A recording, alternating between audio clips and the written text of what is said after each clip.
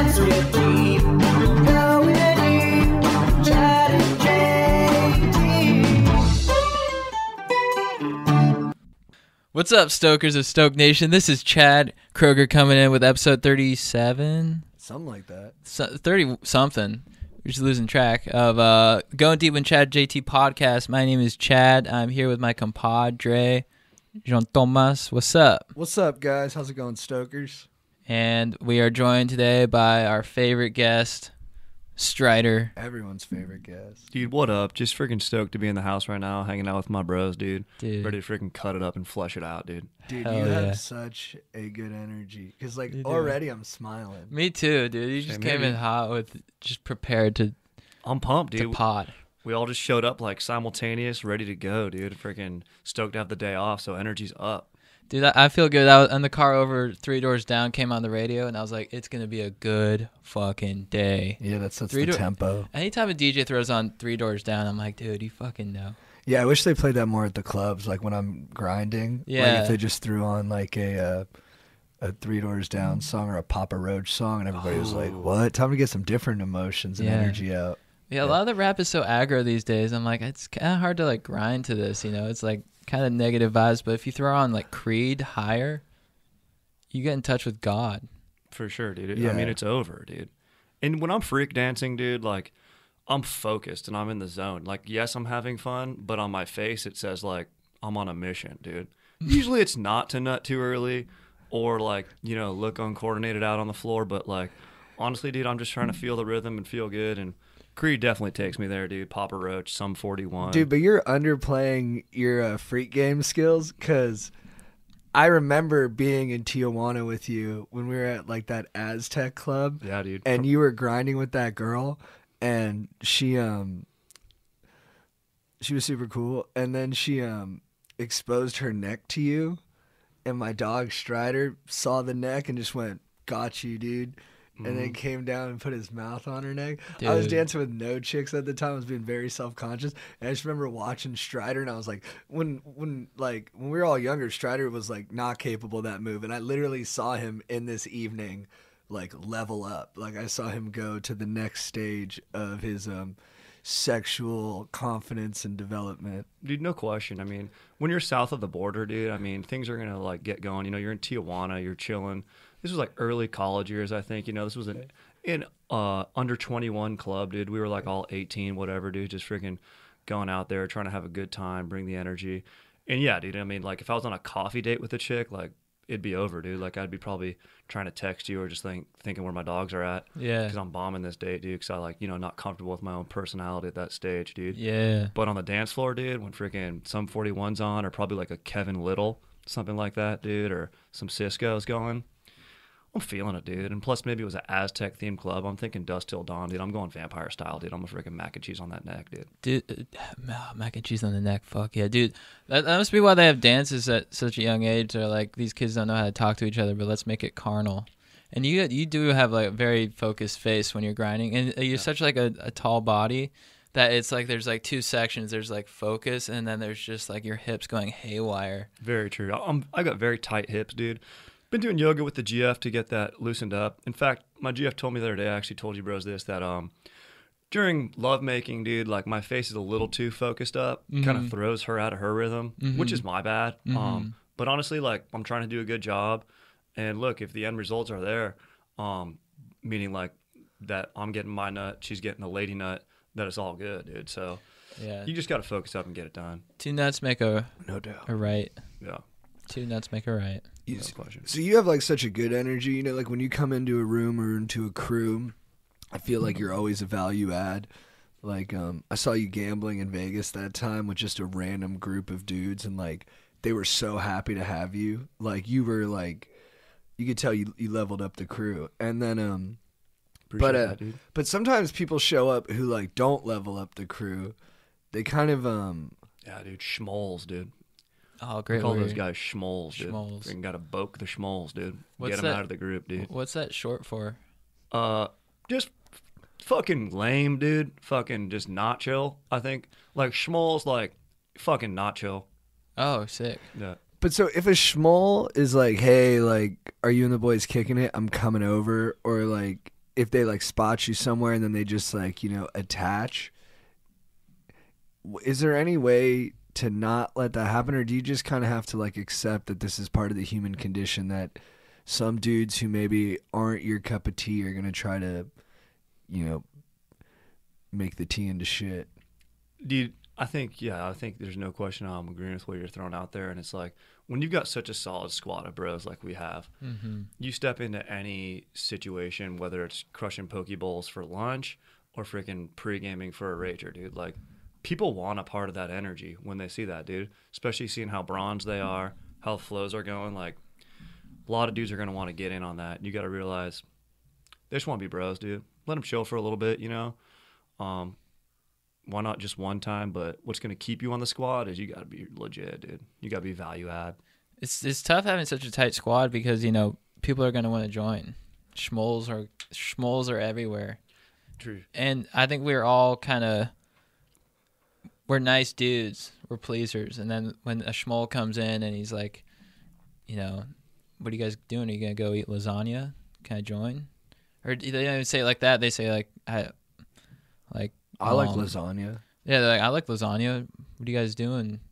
I don't want to, do your thing, but I like lasagna. What are you supposed to say? Like, actually, we don't anymore.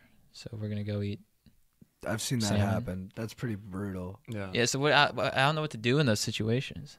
Yeah, I guess it's just, you got to do the good thing, which is to like let them kick it, even if it comes at like the expense of like, 15% of the laughs, 20% of the deep talk. Yeah. And just like 30% of like the comfortable silence. And like 100% of the enjoyment of the lasagna. Yeah. That's true. It's just so much harder to, not that I would ever eat lasagna, by the way. I'm just thinking of past examples, but it's just so much harder to eat delicious food when negative vibes are coming in. True, dude. I remember one time there's this dank joint called A's Burger. And, dude, I was out there crushing a breakfast burrito, and one of my bros at the time, dude, freaking touched my burrito with his finger and was like, yo, are you done with that? Unchill, dude. Who was that? Bob, dude. It's Bob. Bob, you're my dog, and I love you, dude, and he's still my bro. But you act like a schmole that day, and I almost had to boke you out of A's Burger, dude. But, dude, here's the thing. You paused before you said Bob. Yeah, dude. Because you knew I haven't talked to him about this, dude. Bob would be the guy to do it. Oh, for sure, dude. He's excessive. For sure, dude. He's a good guy. How does that happen? Like, how do you become a dude that just like haphazardly touches burritos, other guys' burritos? I mean, dude, I think it comes down to how you're raised and the values that have been instilled by you, not only by your parents, but more importantly by siblings. Dude, I think it is very difficult to become dank if you're an only child, dude. Like, you gotta have an older bro. Like, dude, if I made any free choice, like, dude, if I got a freaking new pair of Airwalks and a haircut on the same day, my brother was gonna punch me, dude. Like, it was a fact, dude. Like, And you love them for it. yeah, dude, and I needed that, dude, because I was like feeling too confident. Immediately, they just like saw that confident energy on me and were like, nah, you just got put in check. Remember one time, JT, dude, you might remember this dude, came as like freshman year of high school, dude. He had freaking new pair of shoes, fresh haircut, and like a new shirt on. Honestly, dude, and the squad's hard on each other, but it's for their own good, dude. It's coming from a place of love, but we were like, you had a mall day with your mom, dude. And we had to like, honestly, dude, we gave you a hard day. I want to apologize for that, but also say you're welcome for that, dude, because you're danker for it. I'm just going to stick with your welcome. Dude, you guys roasted me so good. One time, too, I got a penis haircut, you know? Like, I came out of... This might be a different time, but I was driving home with my dad, and I was driving, and my dad was in the passenger seat, and I was crying, and I was like, why the fuck did you force me to go to that haircut place? I was so mad. I was like, you piece of shit.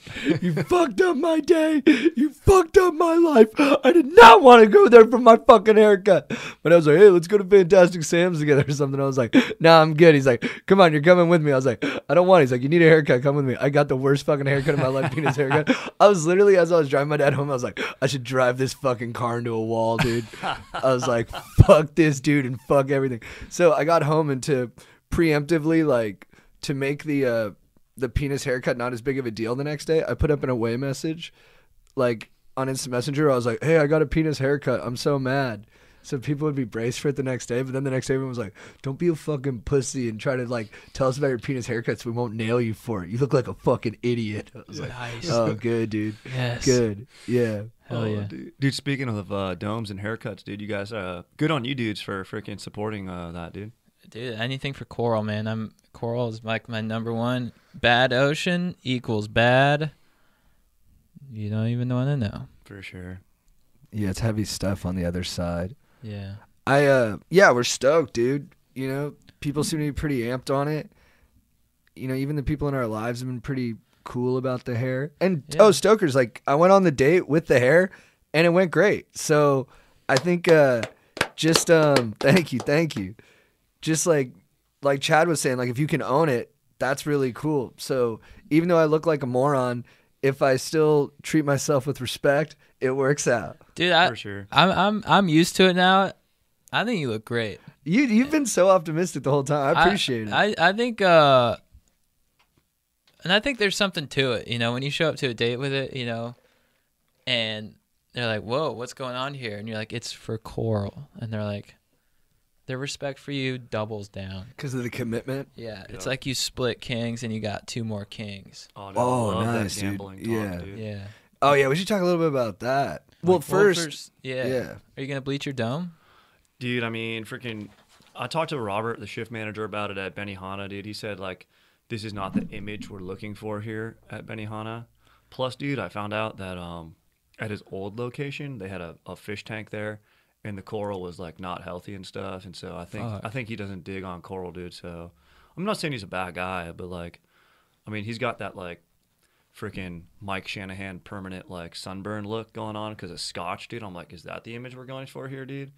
So, I mean, right now, dude, because I got to keep making fat tips and freaking making dough, like, I got to chill on my dome for a second, dude. But I'm freaking with you guys, dude. I think both of you look like dank assassins. Thank or you. like maybe like youth leaders or something like that. Oh, thank you. Like maybe an assassin who his disguise is being a youth leader, which I think is a freaking chill. Is there ever a movie where an assassin living a double life ends up liking the second life more? Probably. Oh, dude, there's gotta be, dude, because he usually has like a family. I'm thinking Jean-Claude Van Damme's gotta have a movie like that. Wait, so I'm sorry though, but I gotta so you're not gonna bleach your hair? I mean, dude, I want to. Robert, so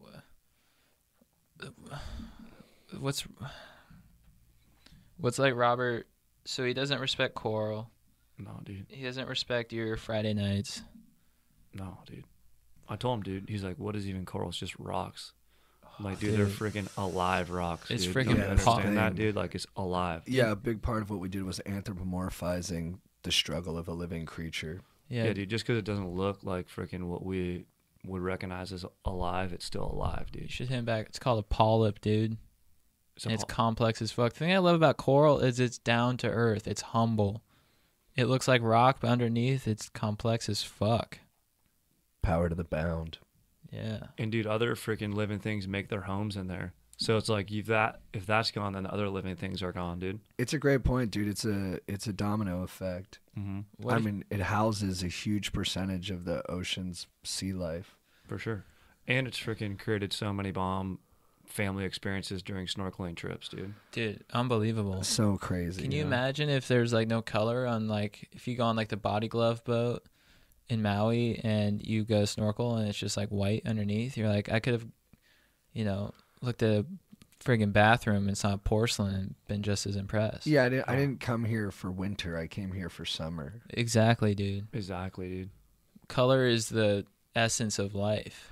And when they advertise like the Caribbean or Belize or wherever, you know, is like a snorkeling spot, they always show off the color of the place. You know what I mean? Mm-hmm. They're never like, you know, they're like, come here and you'll see like a bright rainbow under the ocean. You're like, all right, yeah, I'm into that. Yeah. But then if they were like, come look at this pale, decrepit coral, you'd be like, Be like, nah, nah. I think I'm going to Switzerland, Yeah. I'd rather go to the Matterhorn. Deutschland. Yeah, dude, I'm going to freaking, I'm not going to freaking Switzerland to snorkel, dude. I'm going there for some dank chocolate skiing. Dude, what if you just showed up with a bleached dome and just said, Robert, I did it for Coral, and why don't you do it for your Ford, your Mercury, whatever, Tracer? I mean, dude, honestly, like, I'm throwing Robert hard under the bus right now, dude. And I love my GF, dude. She's my freaking Coral. See that, dude? Like, Hell she's yeah. a rock. She's my rock, but alive, dude, you know? She builds upon herself and more support. Correct, dude. She's Coral over a rock. Hell yeah. Dude, Jesus should have said, I built my church upon this coral instead of upon this rock. That would have been dank of him, dude. But who knows if they knew about coral.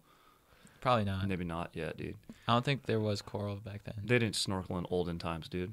Blaspheming Yeah. too, dude. Rewriting it. That's true, dude. Yeah. I can't do that, dude. I mean, look, it's still a dank verse, gets the message across, but like, I don't know, could have been danker. But there's alt lines that they could have ran with that might have given it a bigger appeal in other parts of the world. For sure. If the next King James decides to do a new edit, like King James III, for sure, dude. I'm going to submit that. Yeah, if King James went snorkeling, it would have changed his life, dude. No doubt, dude. Can I ask you something though, Strider? What up? What did you feel when Robert told you that you couldn't bleach your hair?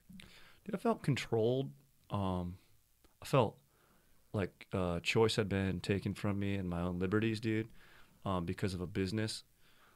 But at the same time, dude, I'm thinking that's maybe the sacrifice we make to create dank tips, dude, and a nice lifestyle for me and my GF to enjoy. You know what I mean? Like, I could probably go work at like a less dank spot like Cheesecake Factory and have a freaking bleached lid, and maybe it'd probably look good in those all white uniforms. But I don't know, dude. I've got clout there, dude. I feel like I'm moving up the ladder. I could even be shift manager one day. So Oh, fuck. yeah, dude. What kind of tips do shift managers get? Oh, shift managers are salary, dude. So they're just they're straight up legit benefits, salary, full time, and they can influence people, dude. Do they get to meet Mr. Benihana? Dude, I would imagine so. So if you have that kind of ambition, how do you sharpen that?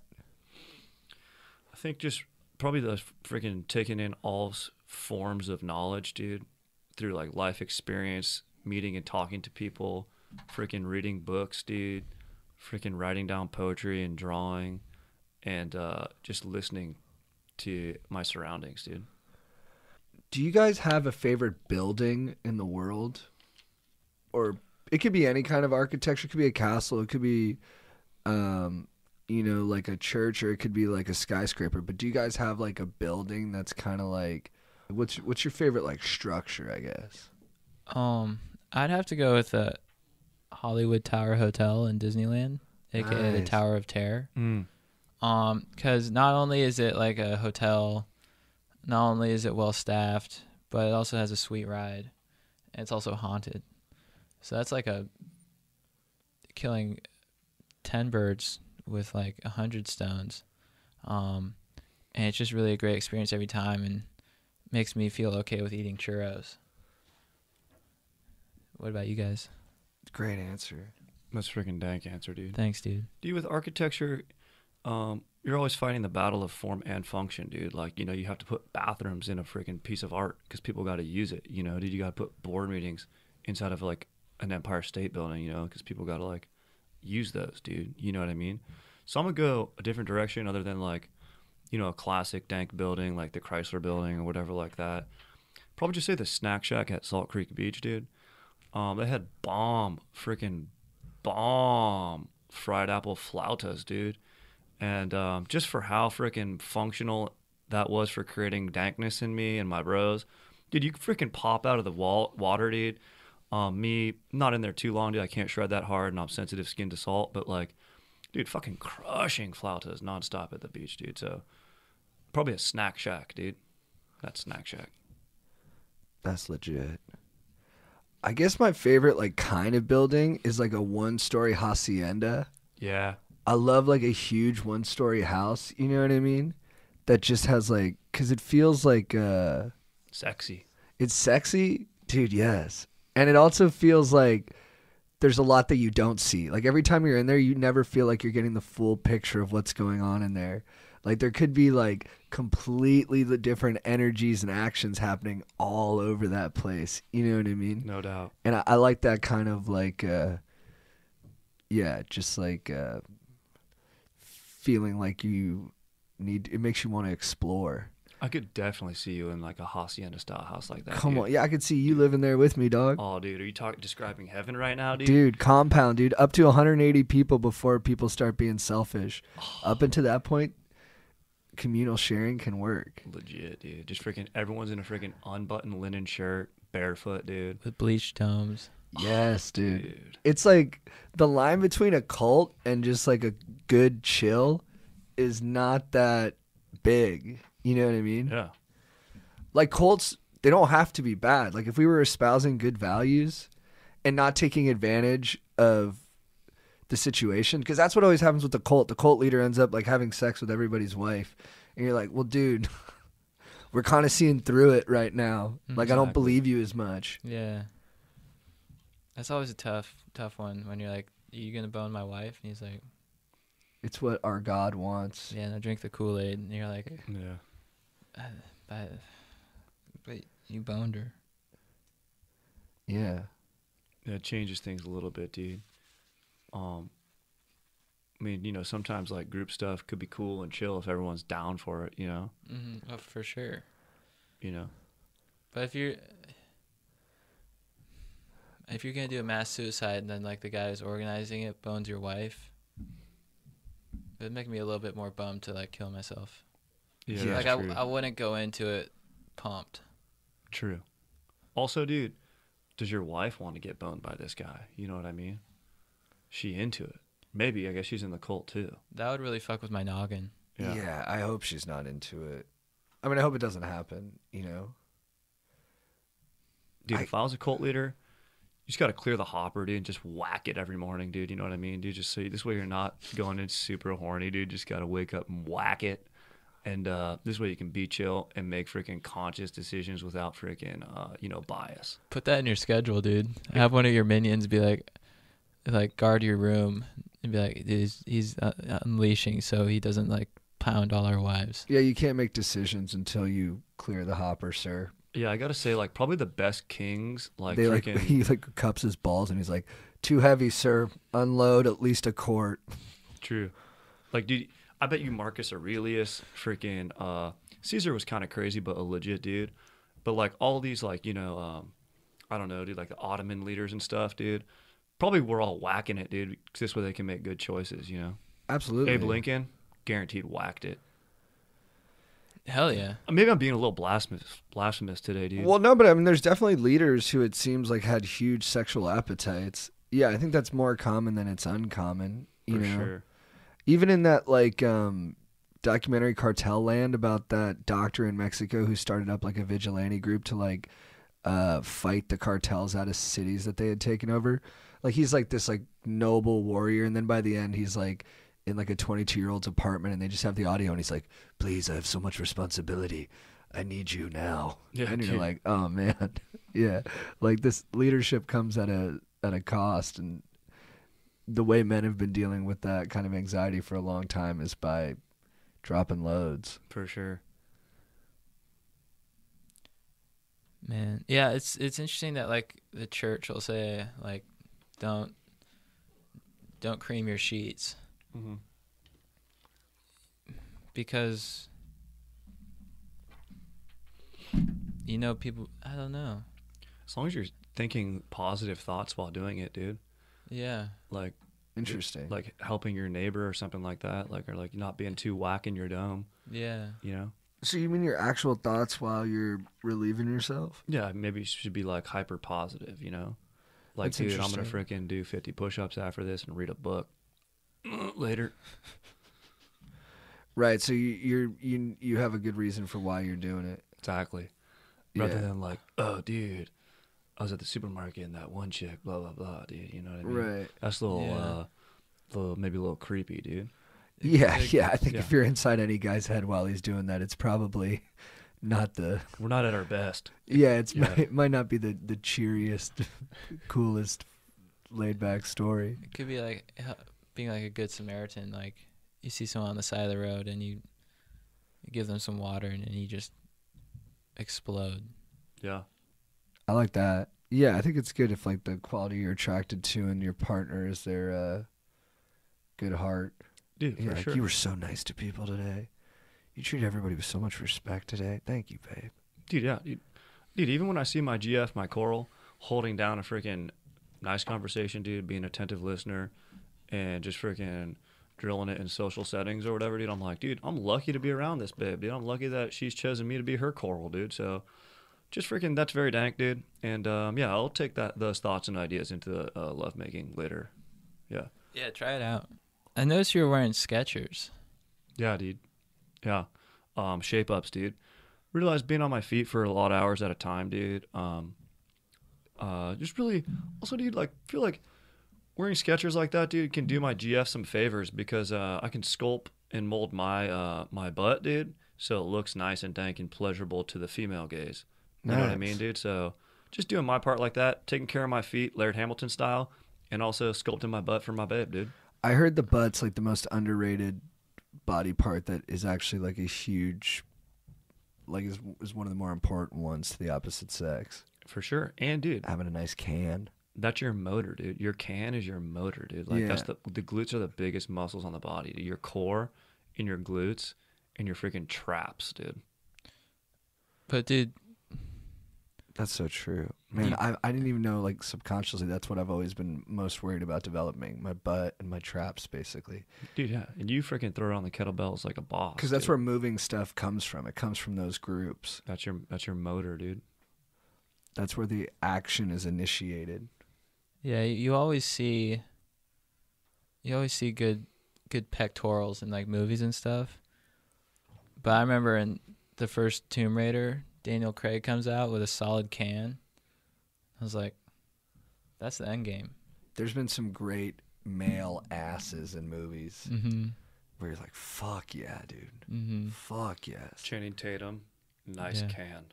Arnold Huge. Schwarzenegger in like the first couple of Terminators when he walks out naked. Yeah, that pose that he's doing, like the freaking Rodin thinker pose. Remember that, dude? He's just kind of like all naked, dude. Just got blasted through time and space. Mm-hmm. Freaking legit can. But do you think Skechers can do that? Dude, I mean, I'm making a little bit of progress. They're comfortable on my feet. As far as my cans goes, like, I haven't noticed any changes, but I feel good. And I just like total respect for your decision, but like I just I don't know, dude. It sort of pains me to see you not wearing Vans. yeah, dude, that's my bad, dude. I don't know. I don't like to cause my dogs any pain or anything like that, dude. I guess I should just come out and say it and confess right now. Like, I've also traded in my rainbows for a full strap around Tavarua sandals. What? Yeah, dude, because when I'm hiking, dude, like sometimes my GF and I will go by the tide pools. Just really make it comfortable for me to walk on the rocks and stuff, you know, not worry about getting my Skechers wet. You traded in your rainbows for Tavarua strap-around sandals? Yeah, dude, they're a nice sport sandal, dude.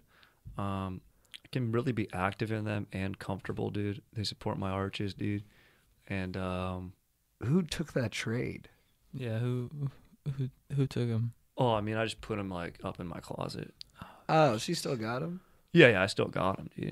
But you don't have any interest in wearing them? No, I mean, the Tavaruas are really getting the job done for me right now from the active walking that I'm doing with my GF, dude. Is there any fear that if you change all of the articles of clothes you were wearing when we were dogs, that maybe you won't be our dog anymore? No, dude, because I think in my heart, you're always my dogs, dude. Even though, like, you know, my favorite hoodie now, I can't really find it, which bums me out. But Dude. honestly, dude, I got a freaking, my GF got me this cardigan. I ripped my lid off. My shirt, I mean. It's a good call, I dude. ripped my shirt off. Yeah, I feel more comfortable. Did you guys hear Henry Cavill is out as Superman? Why? I don't know. He had some comments during Mission Impossible that were unfavorable, dude. Remember he said something about, like, it's ridiculous. He's like, I can't even, I'm paraphrasing here, probably getting it a little bit wrong, but it was something along the lines of, like, I don't even know how I can, like, woo a woman anymore without her thinking that, like, I'm going to do something, like, sexually nefarious or something like that to her. And it's like, I don't know, dude. You're a super hot actor, dude. Wait, Like, why did he Yeah. say that? Because of Superman? no, it was like during a press interview for Mission Impossible. Oh, because of like Uh, Me Too stuff? Yeah. Yeah, it was like during a press interview. He said something like that. Oh, but so you think that's why they took away Superman from him? Probably, I thought I it was just guess. because like maybe the movies weren't that popular. Yeah, they're terrible movies, also, dude. They're horrible. Yeah. Dude, the way they added in like Marvel like joke banter into these later like Batman or Justice League movies is so awfully executed. Like they make jokes where like Aquaman's like, "Why are you standing here?" to Batman, and then Batman like tries to act like kind of like awkward and stuff, and he's like, I don't know. Am I not allowed to stand here?" You're like, why are you talking like that, Batman? Yeah. Oh yeah, Batman like has like moments of insecurity. Yeah. You're like, what?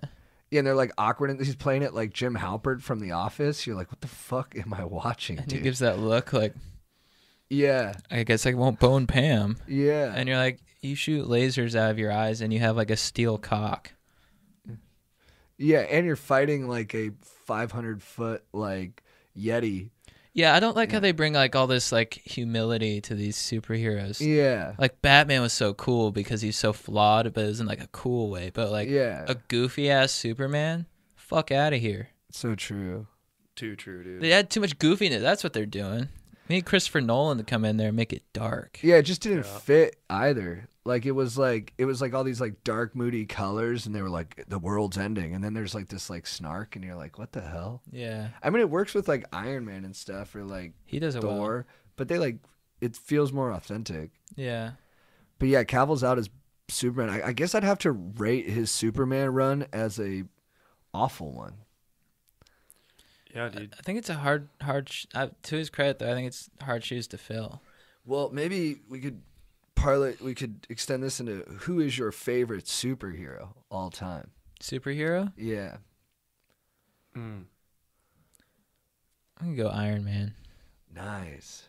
because of his charm, Tony Stark. Yeah, fire, charisma. absolutely. Not because of his suit, because of his charisma. Yeah. Yeah, like even just Tony Stark is your favorite superhero. Yeah, I'd probably say Tony Stark. Yeah. That's a good call, dude. I'd probably go with Gambit, dude, from the X-Men. Because one, he probably is a friggin' legit gambler. And I freaking love gambling, dude. It's one of my vices that my GF doesn't know about, dude. And you gotta de-stress somehow, dude. And I feel like it's a lesser vice.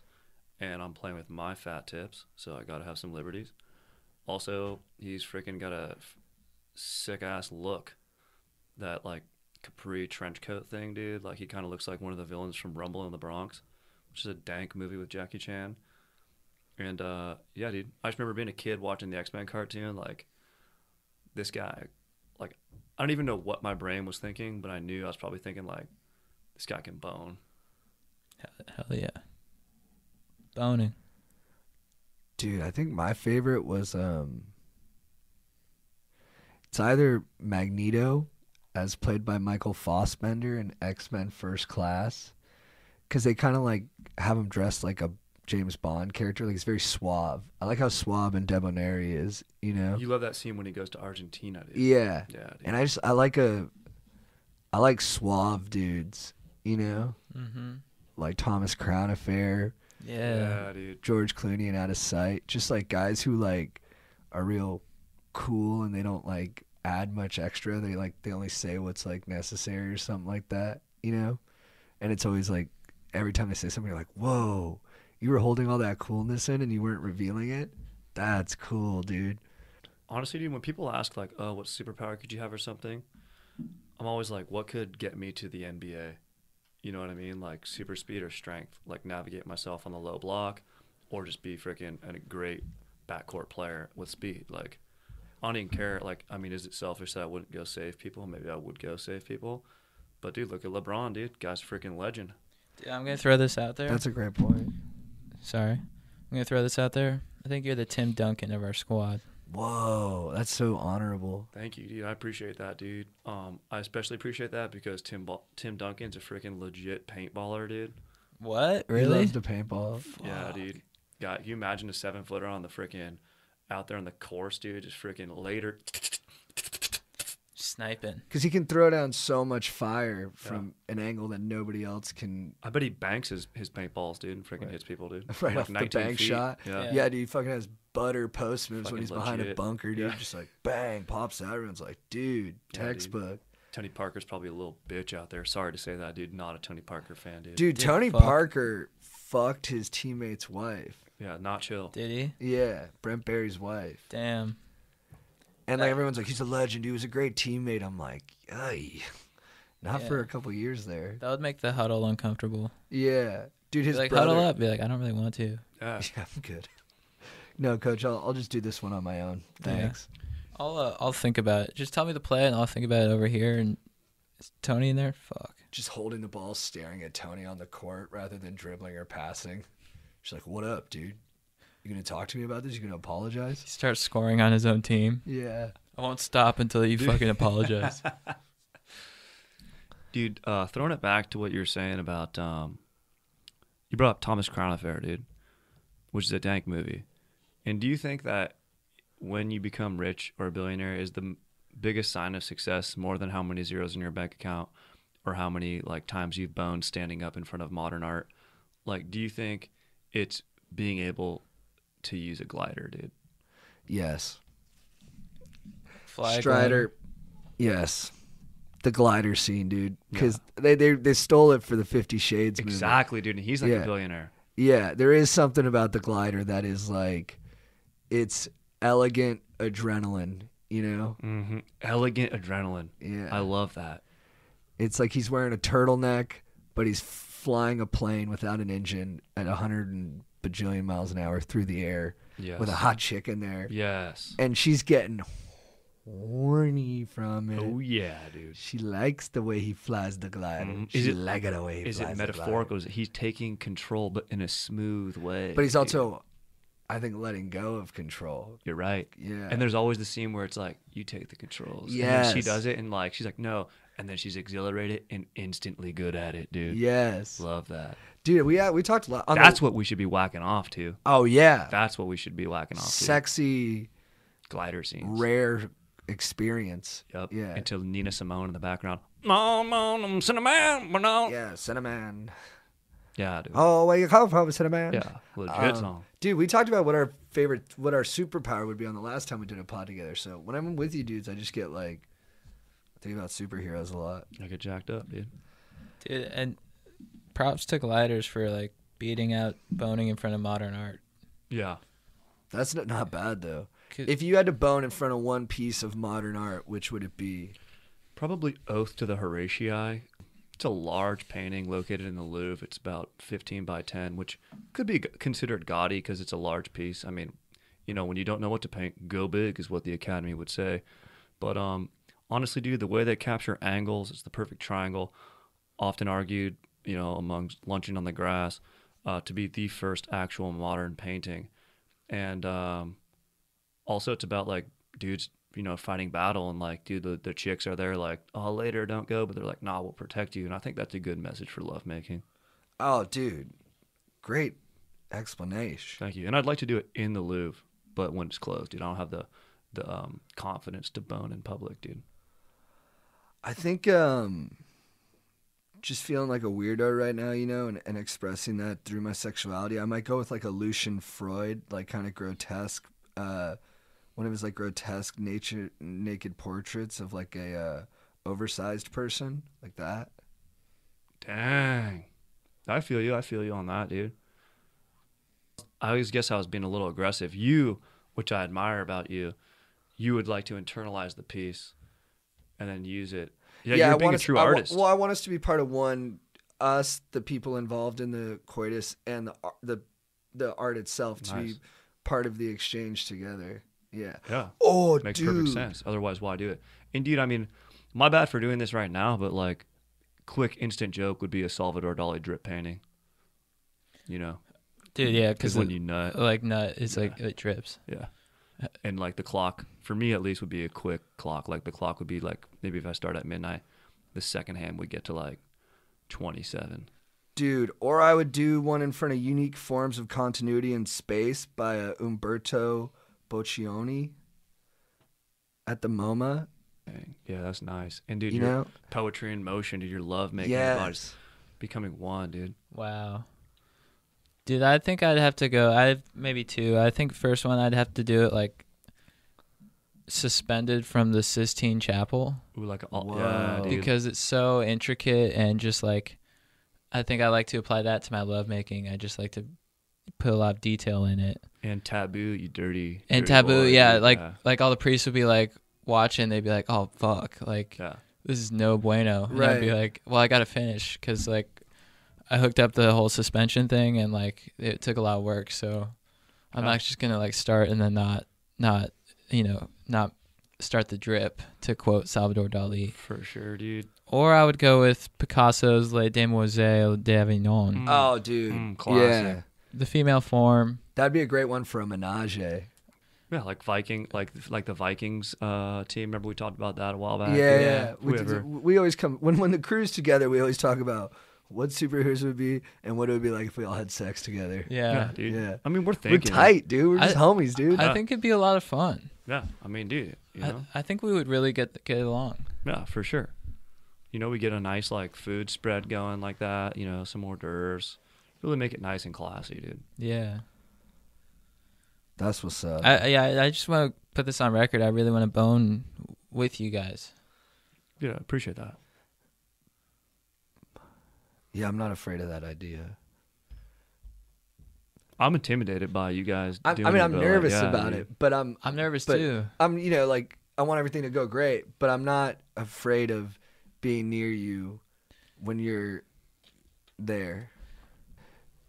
Chad, who is your babe of the week? My baby of the week is Van Shoes.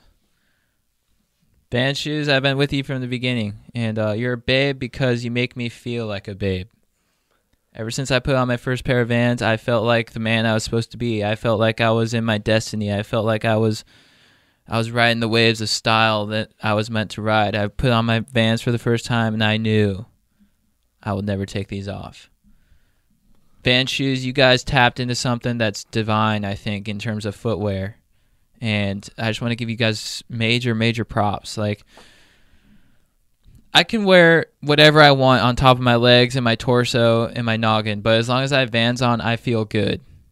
I went to a wedding. I wore Kenneth Cole shoes. My mojo was off. My hips felt tight. And I put on Vans, and I was like, this is the way you're supposed to rock a suit. You know, look, I like very simple style. And you guys just dominate in that field, and I don't see you stopping at all. I want to be buried with Vans shoes because I think Vans shoes sum up who I am more than anything, and that's why they're my babe of the week. Nice. Legit. Strider, who is your babe of the week? Dude, my baby of the week's gonna be my girlfriend, dude. Honestly, dude, my buddy got married this weekend, and dude, when she showed up, dude, I was in the wedding, dude. Freaking honored, dude. Such a dank wedding, so beautiful, so gorgeous. Just as beautiful and gorgeous as my GF look, dude. I mean, dude, she got all dressed up nice, dude, for herself and for me and for the event. And honestly, dude, just looking beautiful, dude. So yeah, it's gotta be my GF, dude. She's so dank. Plus, she got me this gift this week of it's a map of the city, dude, because she knows that I'm into maps because that's masculine, and you know, like where to be and stuff. And she said I can put whatever frame I want on that, dude. So Wow. I'll be framing that up with maybe some freaking red oak, or maybe not mahogany, dude, a little pricey, dude, but like maybe some faux mahogany, dude. You know. So I love it. That's awesome. pumped on that, pumped on my GF, dude. Plus, you got a promotion at work, dude. Just freaking drilling Yes, it, dude. That's awesome. Yeah, so she's drilling it, dude. Definitely my babe of the week, dude. She's awesome. Thank you, dude. My freaking coral. My babe of the week is analytics in sports. You know, using like math to evaluate a player more so than your eye. You know, it's been a constant fight in sports, and it's, you know, been crystallized in movies like Moneyball, which was so good, and you know, has its origins with Bill James and sabermetrics. But I just love like finding new ways to explain like what's actually happening on the field versus what your like mind might be telling you is happening on the field. And like I think the best example of it is like Derek Jeter. Like Derek Jeter's a legend for so many reasons. Like clutch plays, super good looking, New York Yankee, plays shortstop, you know, high profile position, high profile organization. And he, you know, he always delivered. He just seemed like a cool dude. And like he had a lot of defensive highlights where he'd be like going to his right to get the ball, he'd put it in his glove, and then he'd jump in the air and throw it across to first base, and it looked dazzling. But there was this statistical analysis about the edge of someone's range that found out that like Derek Jeter was actually making the play look harder than it was because he could barely get there with his athleticism, so he had to jump like that and throw it. But a better shortstop defensively like Andrelton Simmons, who plays for the Angels, would just have been there in place to get the ball and would have made the throw easily. And none of us would think he was as good as Jeter because it looked easy. But if you actually marked out how far they traveled for the ball, it'd be the same. So without analytics, like the razzle dazzle would have told us that Jeter was the better defender. But because of the analytics, we know, no, Andrelton Simmons can cover way more ground than him and can make like 30% more outs from that position. I just think that's like, it's fire that it's so informative and that it's so, and that someone did that work, you know what I mean? Because it was a human instinct that made them think to do that, but then it was taking away human bias that allowed them to get to that conclusion, I guess. For sure. Like, because he looks the part. Like, sometimes looking the part makes you think that this person's better at the job than they are. Like Jim Trussell at Ohio State. Like, he was a good coach, but because he wore a sweatshirt and a tie, I was always like, he's a good man. Yeah. You know what I mean? I just bought into those, like, signifiers, you know what I mean? Dude, it's like we had Air Jordan and he could dunk and people were like, oh man, look, he's flying up there. You know, it's like he stays in the air longer. Right. But what he would do is he would put his body to more of an angle that was a little more parallel to like the ground when he was going. And I think even Dominic Wilkins could jump higher than Jordan and like dunk maybe even harder, but like Jordan just looked good doing it, dude. The way he cut through the air. Fucking him and Dr. J just looked good, dude. Dude, that's so interesting because back in the day, they used to genuinely put that into NBA scouting reports. They'd be like, he has incredible hang time. Mm-hmm. Like, they didn't think jumping and being able to stay in the air were the same thing, which they are. You just stay in the air as long as you can jump up in the air. Yes. But they literally thought some players were better at hanging in the air. Yeah. Maybe they are because of the aerodynamics thing, like you're saying, but I think that'd be like negligible, right? Yeah. And I mean, maybe like what you do with that air time, like a Russell Westbrook or something, dude. Like, Right. he's manipulating up there, dude. Dude, excellent. Legit. All right, dude. Chad, who is your legend of the week? My legend of the week is my dog Giordano C from college. What up, Giordano? What up, dude? AKA G, my dog. This guy, dude, he's just a fucking tank. The best guy to party with, you know, just because so funny, the funniest guy ever, but always just like so much fun. But also really hardworking, really smart, you know. He really went after it. He was like an honors student. He's doing really well now. And I believe he's an accountant, you know, which I think he's dominating in that field. I'm not familiar with it at all, but I know he's doing well, and he looks good on his Instagram. He's still jacked, still throwing footballs. And, you know, it's just like honestly one of the funniest dudes ever. But I just want to cite one time that I think really spoke to his character.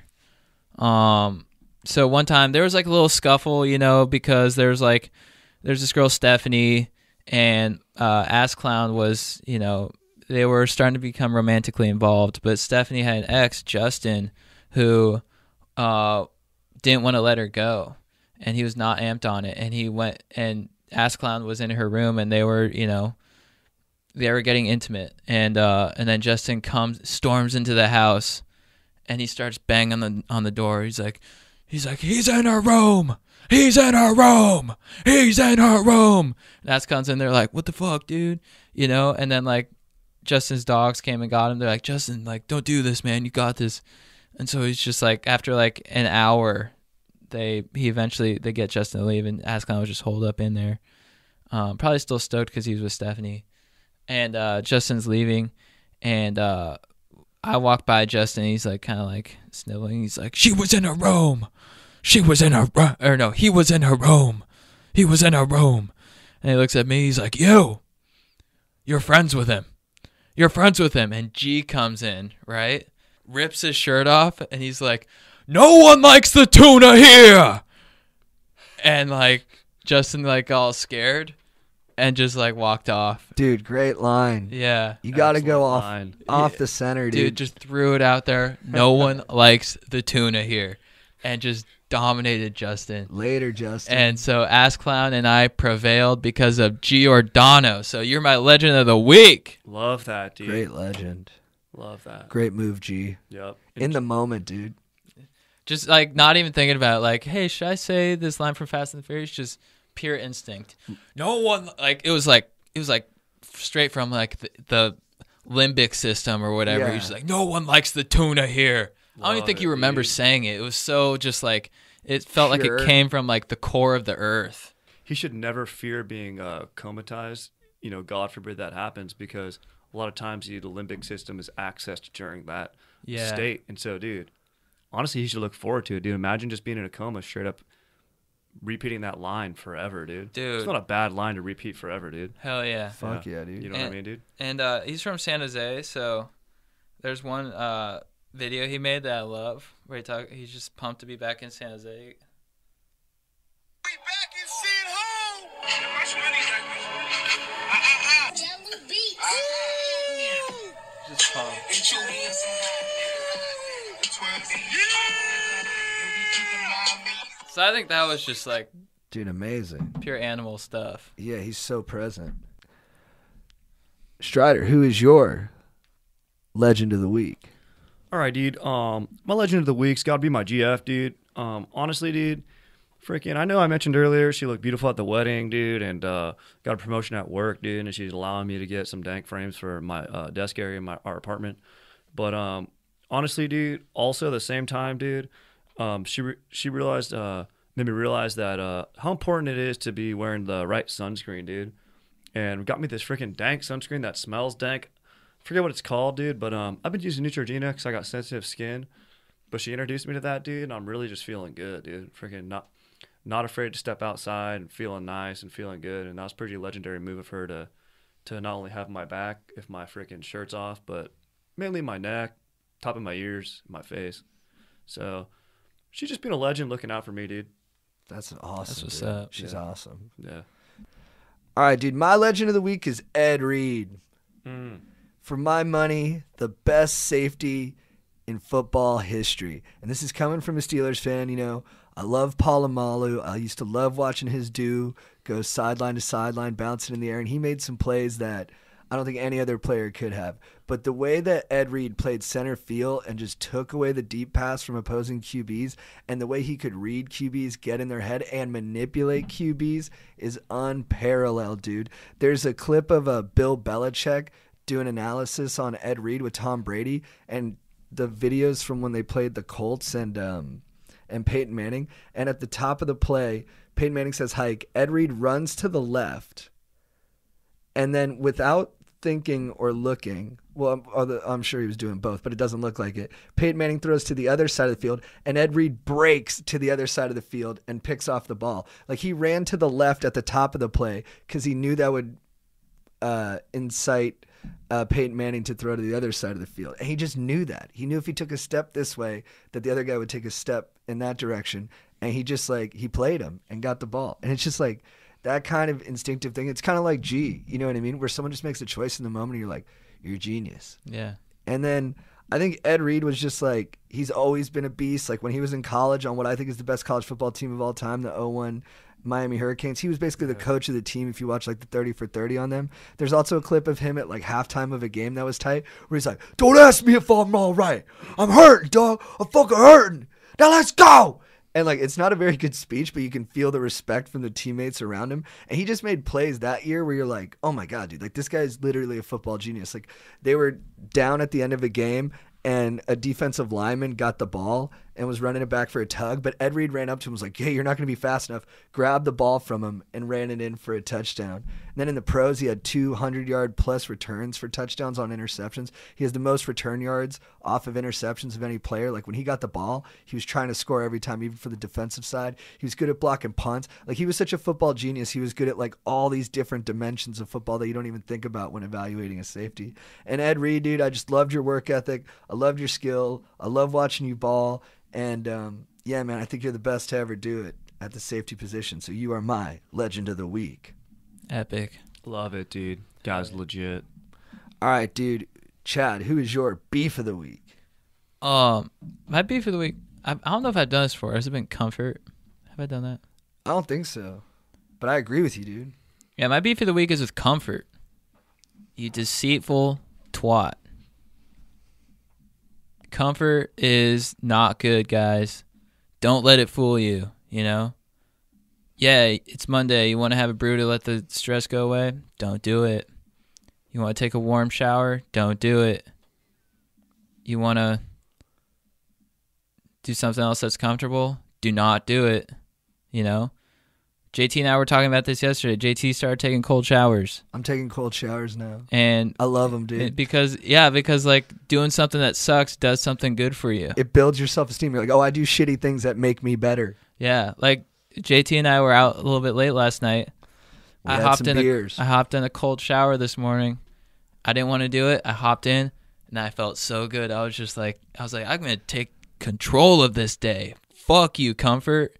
I'm scared I won't be able to do it every time, though. Like, every time I take a cold shower, Yeah. I'm like, this is the last one, because tomorrow I'm going to want to... Like, I can't think of my life as always taking cold showers, but just one day at a time. Yeah, but once you get in it, Oh, it feels good. It feels good. Those but breaths, too. You just got to take that step. Yeah, and I think with anything in life, too, whenever, like, an opportunity comes up that scares the fuck out of you, but you know it's good, you got to say yes, you know?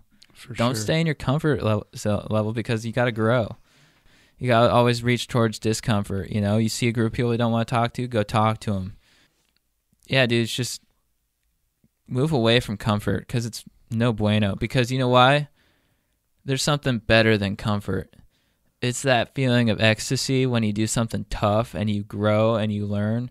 And then that next day, you're just like, fuck yeah, I'm a better dude than I was yesterday. But if you just hang back, knock back those Cheetos, kick back that lazy chair, and then watch, you know, a fucking Vanderpump dickweeds, you're not going to feel good the next day.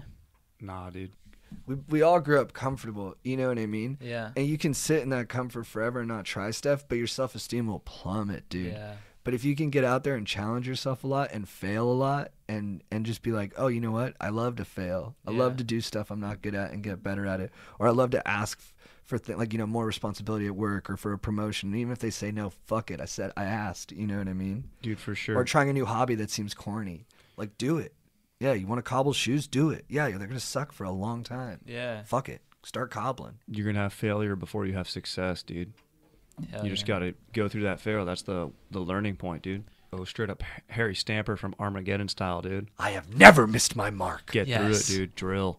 I've never missed my mark. Dank movie, dude. Harry, I love you. You're you're like a father to You're me. like a father to me. Harry, it's my job. Push the button, Stamper. Your job's looking after my little girl. Your job's looking after my little girl now. Harry, no. I'd be damn proud to have you as a son. Oh, damn proud. What a movie, dude. And then the line, dude, I'm sure we've done it as our quote of the week, though. Oh, but yeah. permission to shake hands with the daughter of the bravest man I ever met. Like, that needs to happen to my daughter, dude. Like, 100%, I'm having a daughter, and someone's going to say that to her. Someone's going to walk up and say that to her at my grave. Like, your dad is par? Yeah. Holy fuck. Dude, yeah. Permission to shake hands with the guy I saw chug more beer bongs than anyone I ever met. My daughter starts crying. I'm like, up in heaven. I'm just like, There's, she has a painting of you as a centaur. I love you. Yeah. There's a painting of you as a centaur in her house. You just put paintings like that of yourself all over you. It's just mystical animals all over the house. Your kids are walking Genius around idea. like terrified. They're like, "What the fuck, dude? Who does my dad think he is?" Just you like on an eagle body. You as a lion. You as fucking half horse everywhere. No subtlety, dude. All like 6 of them around the dinner Just table. literally words. I'm powerful on the paintings, dude. Like, yeah. I do good shit. Fear me. Yeah. Yeah. Fear the arbiter of justice. Yeah. All right, dude. Who is your beef of the week? Dude, my beef of the week, as you guys know, I've been trying to gain a lot of knowledge recently, dude. Freaking just like listening to people's conversations and stuff like that, dude. And so my beef of the week is on eavesdropping, dude. Hell Interesting. Honestly, dude, like, yeah, you got to be conscious of what you're doing and when to step out, dude. But, dude, a lot of times I'll be listening to people's convos, dude, just like at work or like bussing tables. And some people are saying some legit stuff to each other, a lot of positivity, dude. And just taking that positivity and putting it in my own life, dude. Now, where it comes into effect, like, yeah, I'm not going to come in and be like, oh, dude, sorry, I overheard you say that. I mean, you could if you step in the right way, but eavesdropping gets a bad rap, dude. You know, if you're using technology to do it, probably unchill. You don't want to do it Russian style, dude. You know, if you're doing it on like an X or for any nefarious reasons, dude. Also, I've used nefarious twice in this podcast, dude. I recently read that word in one of my books, dude, and it's a freaking dank word, dude. Great use of it. I don't. What does it mean? It means unchill, dude. Oh, okay. Yeah. And honestly, dude, so eavesdropping, yeah, it gets a bad rap. And people will probably like think that you're some sort of schmoll and try to boke you out of their social setting. But I think you can learn a lot from it, dude, and a lot from observing and watching others, dude. Legit. So if you're at a bar, like cocktail hour or something like that, like Oh, you hear great shit you from hear people. great shit. And dude, that's kind of like you post up at the bar or whatever, dude. You got yourself a freaking Rona or a Modelo, dude, and you're just like, you're cruising, you're chilling, you're not, you know, you're checking your freaking fantasy lineup, dude, or like me, reading freaking legit quotes or texting your GF freaking smooches and snugs, dude. And yeah, dude, I mean, fucking, it's just legit. I'm not hurting anyone, dude. I'm just learning. That's what's up. Yeah, dude. All right, dude. My beef of the week is not Strider, even though we're playing each other this week in fantasy football. Oh, dude. Because Oh, I'm not dude. worried about it enough to make it my beef of the week. Oh, dude. Dude. Sorry, was dude. heavy. Sorry, That was dog. good, dude. I mean, I've got a lot of injuries on my team, so I get it. Dude, I understand, but dude, Dude, no, I think, Oh, I dude. think, I think, yeah, I'm probably Oh. gonna beat you. oh, dude. Dude, in the fantasy football threads, dude, they are so alive Dude, with yes. humor and burns Yes, it is and The thread. camaraderie. it is a coral of a thread, dude, if you know what I'm saying. It is Lot of very life. much organic. My actual beef of the week is with Shaquille O'Neal. Whoa. Stoker asked me to Dude. clarify because I said I talked about him in a positive light where I said I used to really hate him because he was mean to me, but at the end of it all I realized it was actually good having him in my life because he provided so much experience and feeling in me, and that's always a good thing. But the story of why we initially beefed is that I went to my first Laker game when I was 5 years old, and after the game we waited out by the tunnel to get autographs, and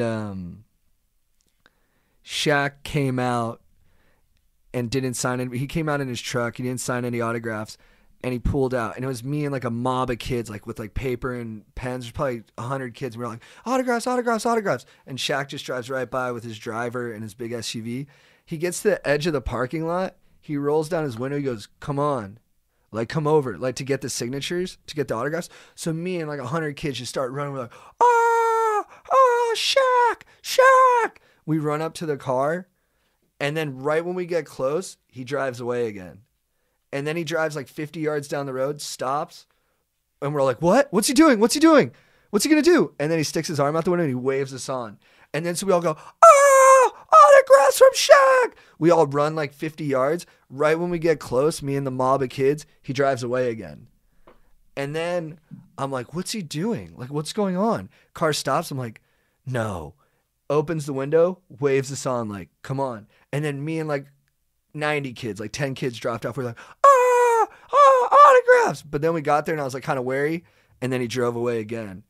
And then I was like, I turned to my bro and I was like, he's fucking with us, dude. Let's bail.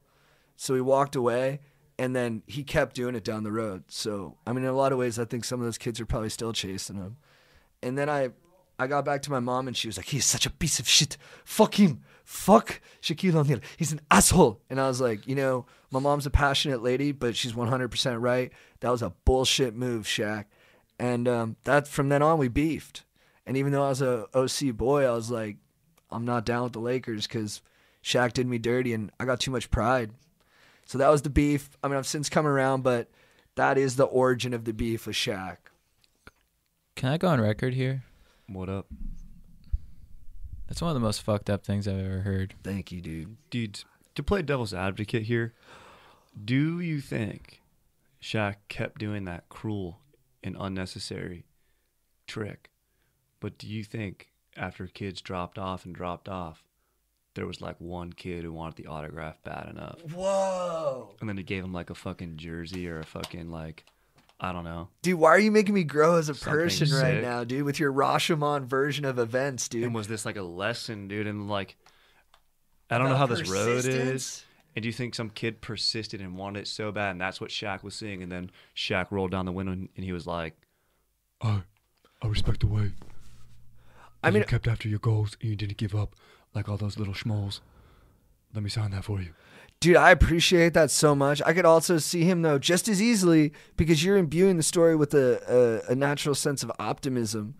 I could also say that he waited till there was that last kid he rolled down the window. He said, "Hey, kid, you earned it. No autograph." And then he drove away. Could have done that. We'll never know, dude. Well, here's the other thing. What up? You love Shaq too much. I love Shaq, dude.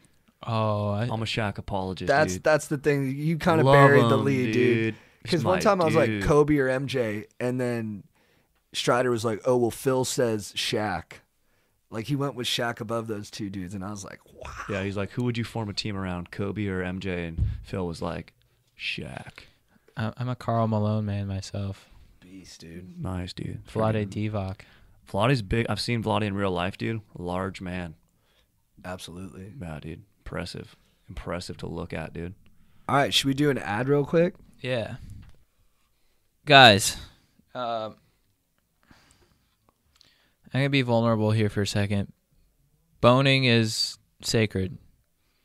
It's an important part of life. It's how you create romantic, intimate relationships. It's how you put physical expression of love into your dong. And when you bone, you need to do it right. You need to treat yourself to the best experience you can because you need to reach that level of consciousness that's above something. And you need to bone smooth. And that's why you should use Douglas Lubricant, the best in the business. One of our favorite sponsors. They come through in the clutch with so many good flavors. They come through strawberry, orange, pineapple, anal, original. And it's just organic, smooth boning. And that's what we want for you, Stokers. We want you to get in there and do the job right. You'll get tingling sensations, and your partner will know that you care. So when you bone right with Douglas. Real quick, I just want to give a shout out and an endorsement to UCI Baseball and my friend Danny B.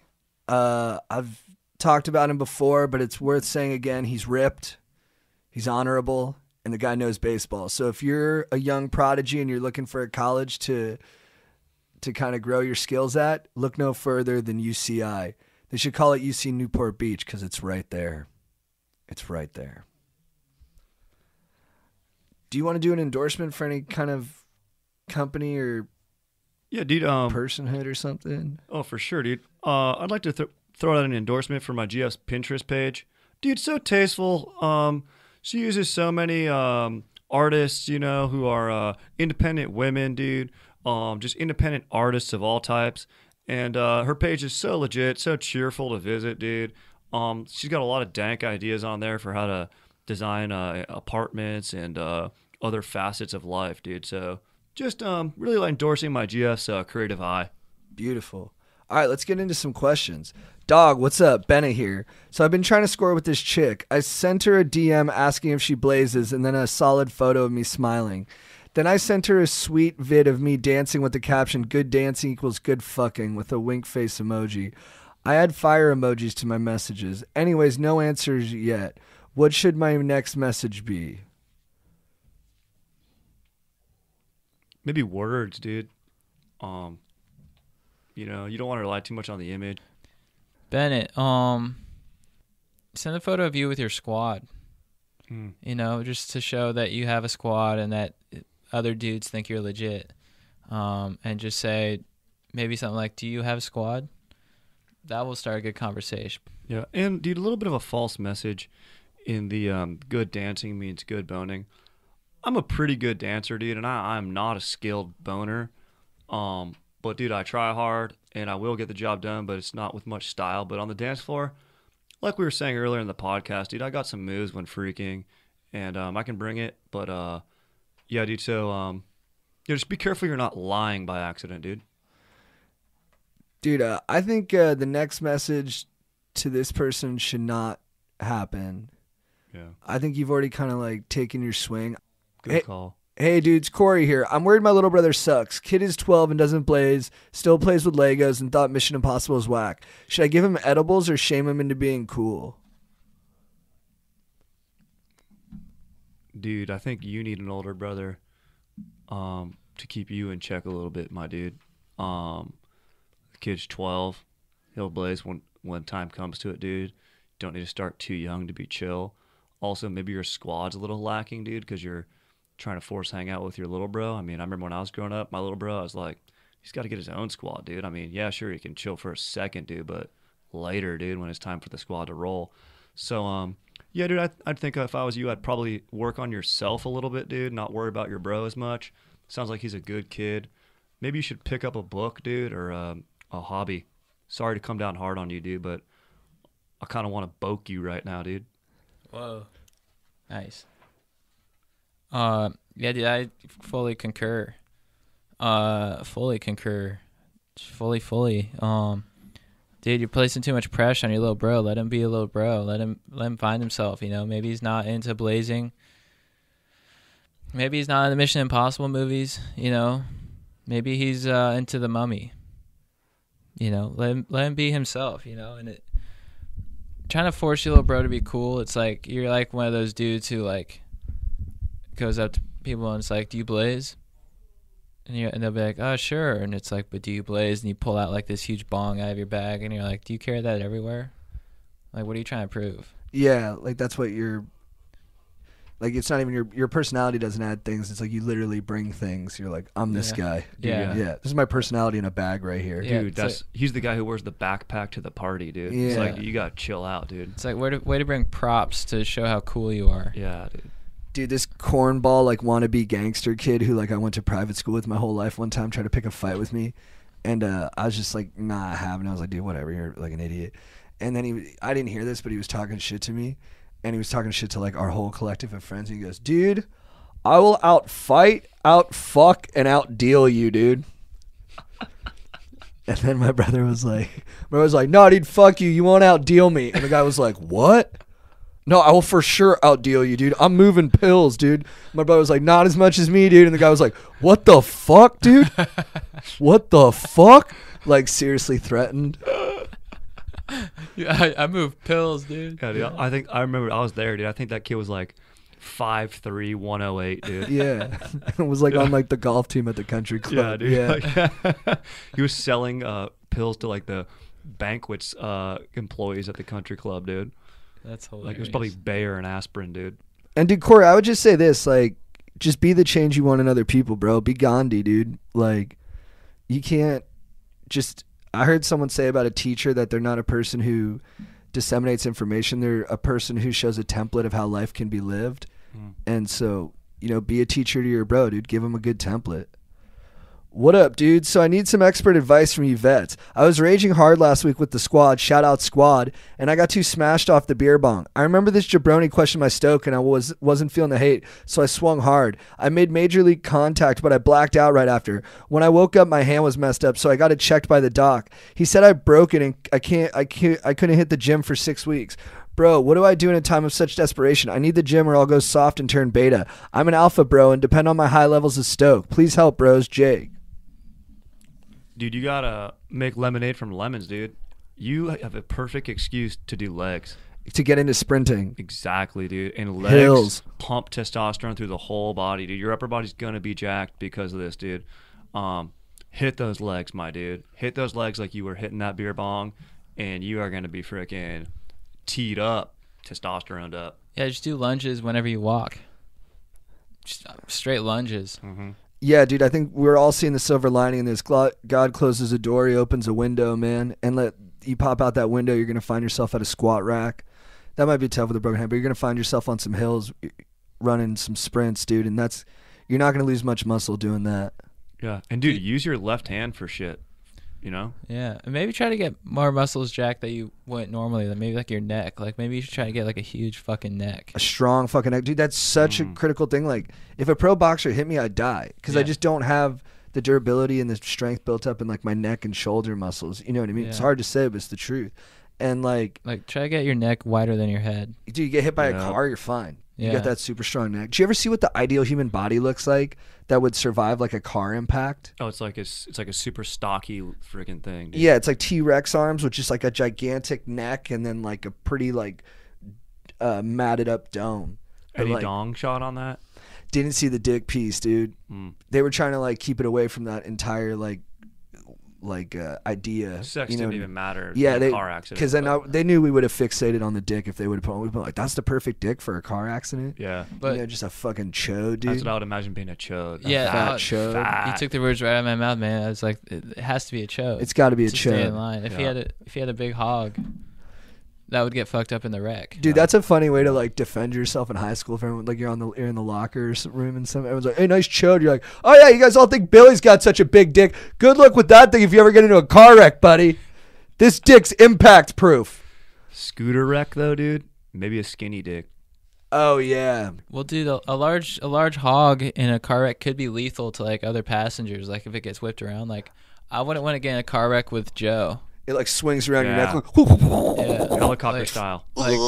Like Uncle Joe's got a fucking rig, and you He's know got a that thing hog. is gonna do damage. Like a fucking wrecking ball Yeah. Dude, at high velocity. living with two dudes with huge pieces, man, you just constantly feel safe though. Yeah. Like Yeah. you're like, oh man, like, am I scared? You're like, no, both my roommates have huge dicks. I'm good. Yeah. No doubt, dude. Yeah, if you got in a car wreck with me, you guys would be fine, dude. I do not have a large dick, dude. All right, dude. Sup, JT. Sup, Chad. J Mel with a question. What do you call two chicks that have slept with the same dudes? Dudes got Eskimo bros and wiener cousins. Do girls have a version like pizza pocket cousins? Thanks, Jamel from Canada. Interesting question. Practical boners, dude. Like practical magic, dude. Yeah.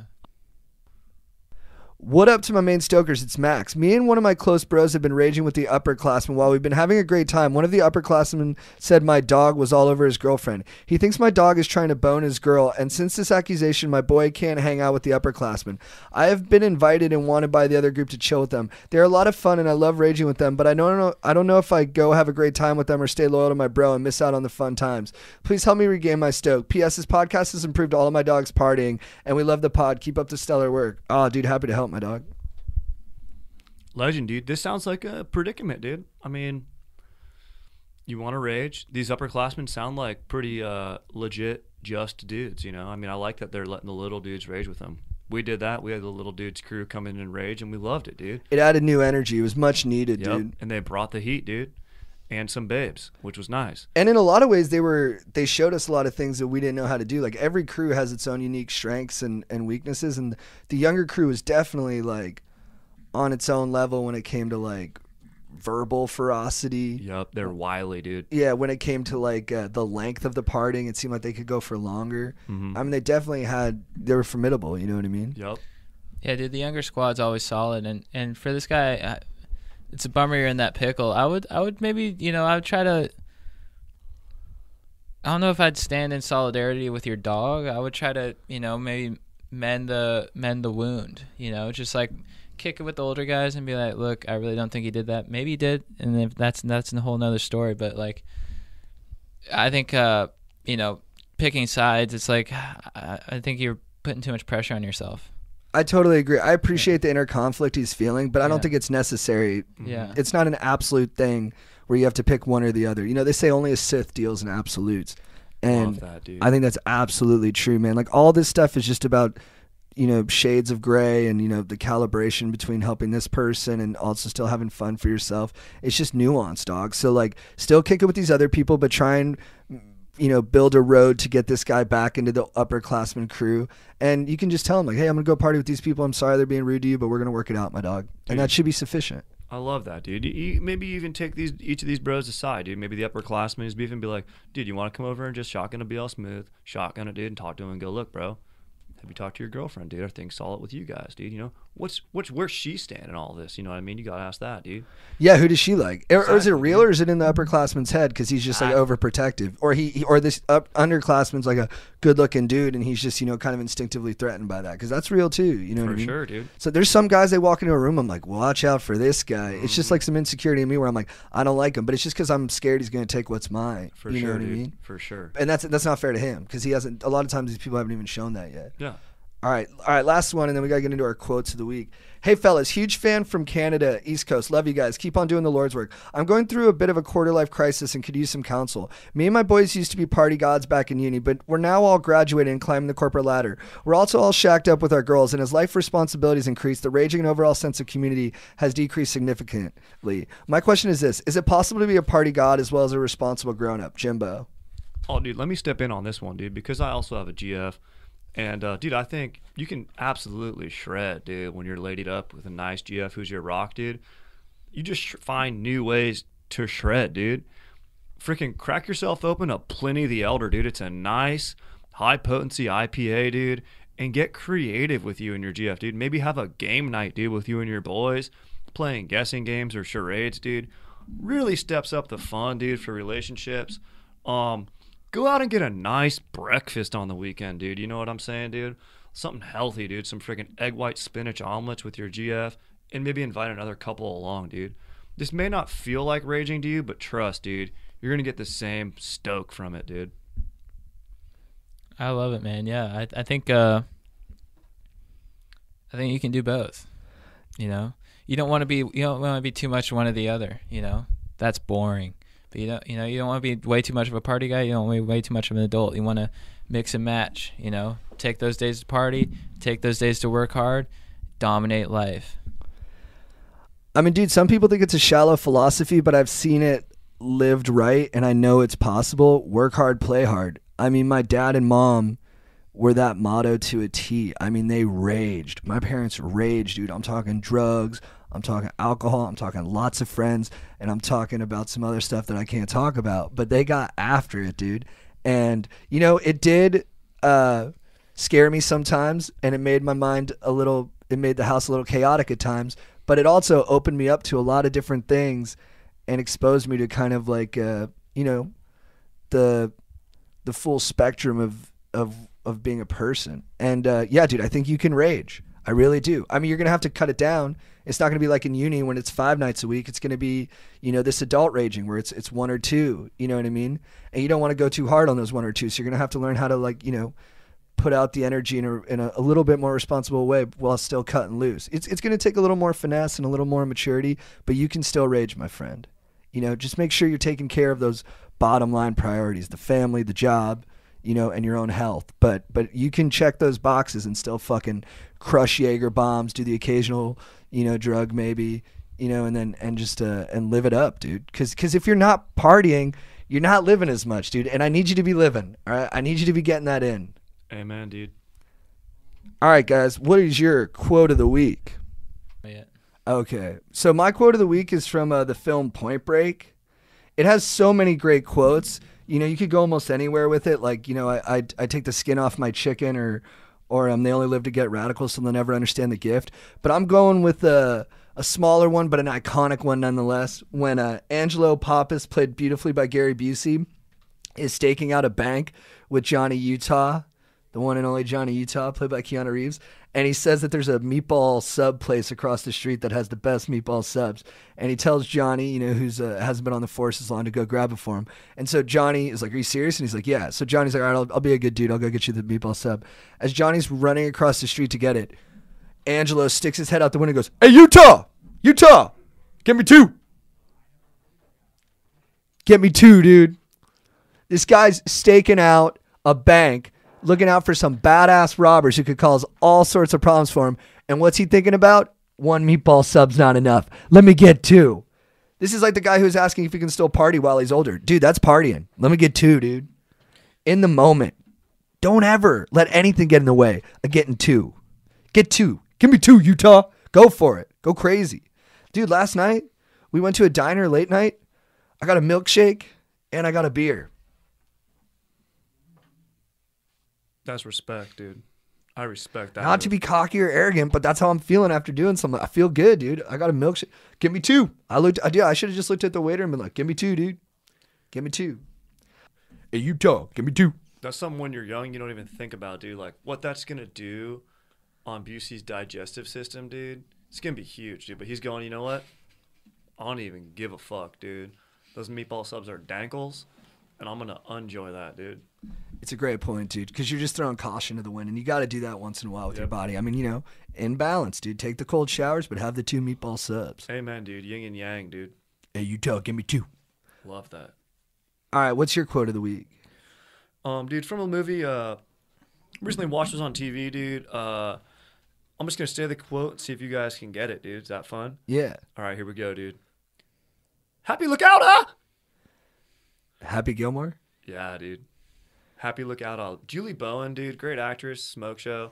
Honestly, kind of resembles my GF a little bit. And, dude, just how much love she has for Happy Gilmore when that one dude who's getting paid by Shooter McGavin to run him over with a slug bug. We're friends, right? Yeah. Yo, I love that line. We're friends, right?